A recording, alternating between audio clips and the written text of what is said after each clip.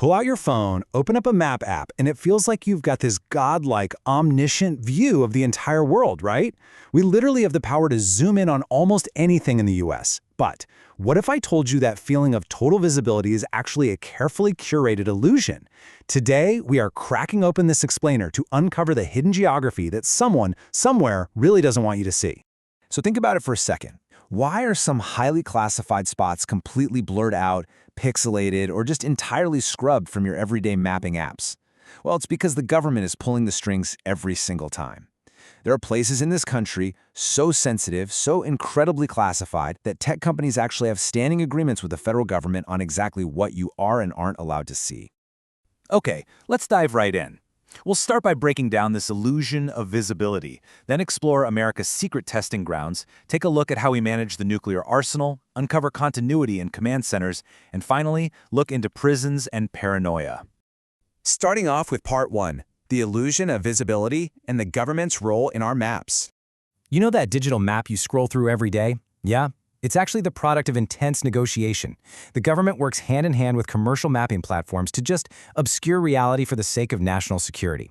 When you're panning around and spot some pixelated buildings, maybe a blurred-out forest, or just a massive featureless desert, your brain probably just glazes right over it, right? It looks super boring.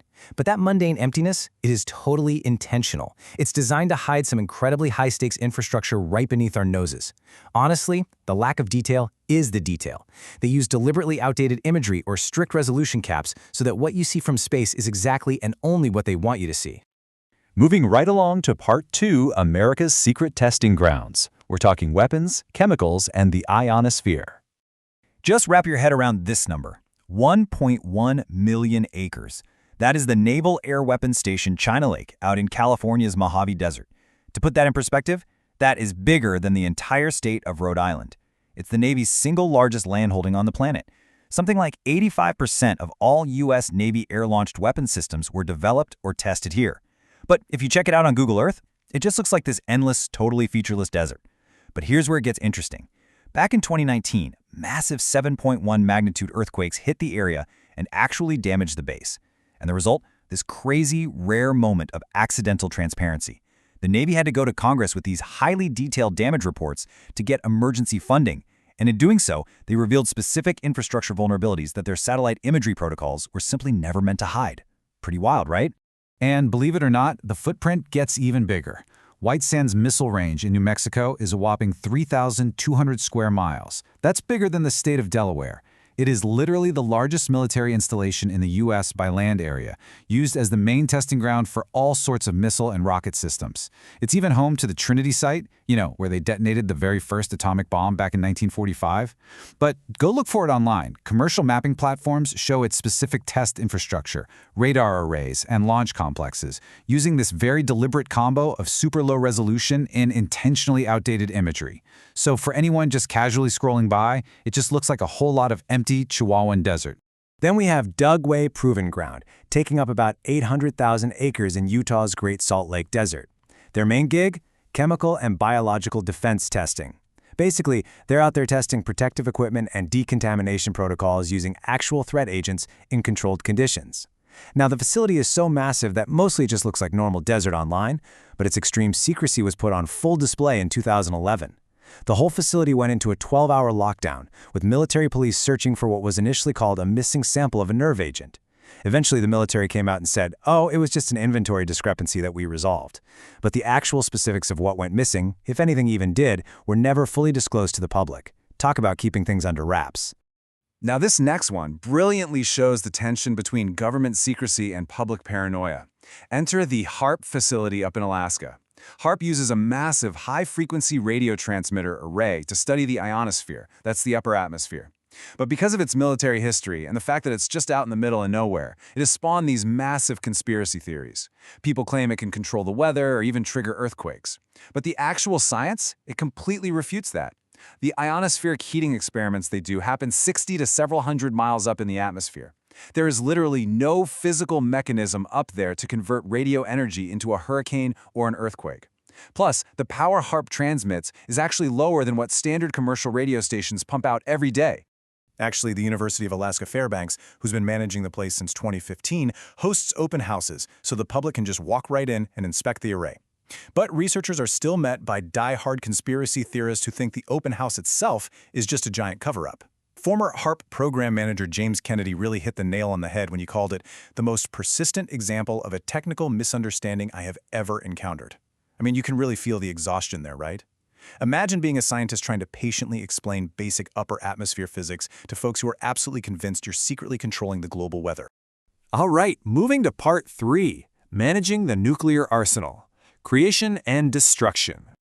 When you look at the highly secure facilities responsible for the entire life cycle of our nuclear stockpile, what really stands out is the literal architecture of secrecy.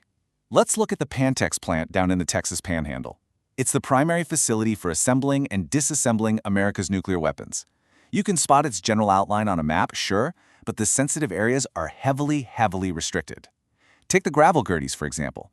These are these crazy dome-shaped structures, specifically designed to contain a non-nuclear explosion if something goes terribly wrong while they're handling a warhead. The level of compartmentalization here is just wild. Workers have to pass intensive background checks, take polygraphs, and the different work areas are so strictly separated that folks working in one section usually have absolutely no direct knowledge of what's going on right next door. Now, on the testing and destruction side of things, we've got the Nevada National Security Site, which used to be called the Nevada Test Site. It eats up roughly 1,360 square miles of desert just northwest of Vegas. This place was the most intensively used nuclear test site in the entire history of the American weapons program. And because of that, today, the satellite imagery of this specific site is some of the most strictly censored footage of any facility in the United States. And when you break down the numbers, the sheer volume of nuclear activity that happened beneath this actively censored patch of desert is just staggering. Between 1951 and 1992, the U.S. conducted 928 nuclear weapons tests right here. Think about that. 100 of those were up in the atmosphere, and 828 were underground. Even today, the specific spots where residual radiation basically turned the ground itself into a classified environmental record, like those massive underground test shafts and subsidence craters, they are strictly managed on map apps with super limited resolutions. If we walk through the timeline, you can really see the lasting legacy this place left behind. Testing kicked off in 1951. They finally stopped the atmospheric, above-ground tests in 1962, but not before radioactive fallout was scattered across Nevada, Utah, and nearby states. This tragically led to huge spikes in cancer rates for the communities living directly in the path of the fallout, the folks known as the downwinders. They fought for decades just to get recognized, which eventually led to the Radiation Exposure Compensation Act in 1990.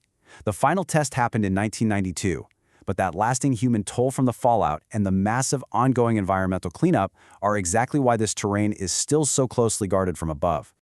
Okay, Section 4, Continuity and Command Centers, Surviving Doomsday.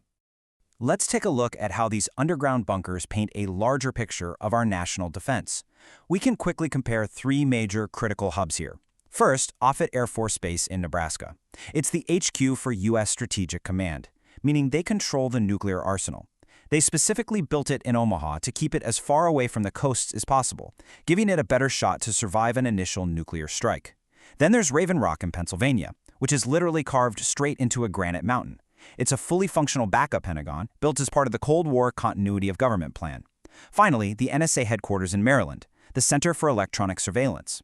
Now, people photograph the NSA campus from the ground all the time, but if you try to view the specific infrastructure for its technical operations or the internal layout from above, standing agreements with tech companies ensure it's strictly limited on commercial maps.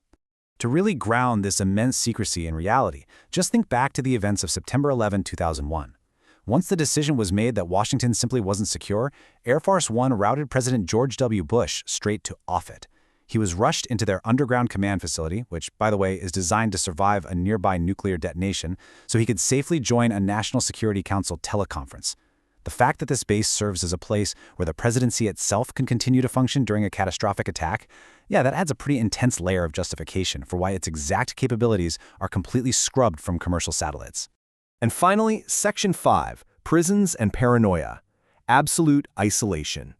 For our final location, we aren't looking at a military base or a doomsday command center. We're looking at a place of absolute complete isolation. This is the ADX Florence Supermax Prison in Colorado. It holds the absolute highest security risks in the entire federal system. We're talking people like the Boston Marathon bomber, or historically, the Unabomber. The physical design of this place is meticulously engineered to prevent any communication or coordination whatsoever. The daily routine is just extreme. Step 1, 23 hours a day locked in a single occupancy cell. Step 2, 1 single hour of solo outdoor exercise inside a tiny concrete enclosure. You can find the prison on a map, but the internal layout, it is severely degraded with limited resolution and highly curated imagery. Why? It's architectural censorship. The federal government has a profound vested interest in making sure that absolutely no one with a professional interest in staging a prison break can access a detailed architectural reference. Former warden Robert Hood, who actually ran the facility back in the early 2000s, famously described ADX Florence to a journalist as a clean version of hell. And you know what's really chilling to reflect on? That assessment has been quoted extensively, everywhere, and the Bureau of Prisons has never once formally disputed it. It is simply the location where our justice system deposits the people who they've decided require the most complete, absolute isolation from the outside world. So here's the crucial takeaway from all of this. Secrecy leaves a very real mark. Whether we're talking about an underground bunker built to save the government, a heavily censored supermax prison holding the most dangerous inmates, or a vast stretch of desert permanently poisoned by 928 nuclear detonations. Bob Bishop, the former director of the Nevada test site, summed this reality up perfectly. He noted that the test site gave America its Cold War security and gave Nevada its most complicated piece of real estate. It's a stark reminder of the immense, lasting physical and environmental costs of national security. Today, we've walked through 10 incredible locations that are deliberately manipulated just to keep you from seeing the full picture. The illusion of visibility we get from our phones is incredibly powerful, but at the end of the day, it is just that, an illusion. Which leaves us with one final thought to chew on. The next time you pull out your phone and open a map app, ask yourself, what other permanent scars are hiding in plain sight on your everyday map?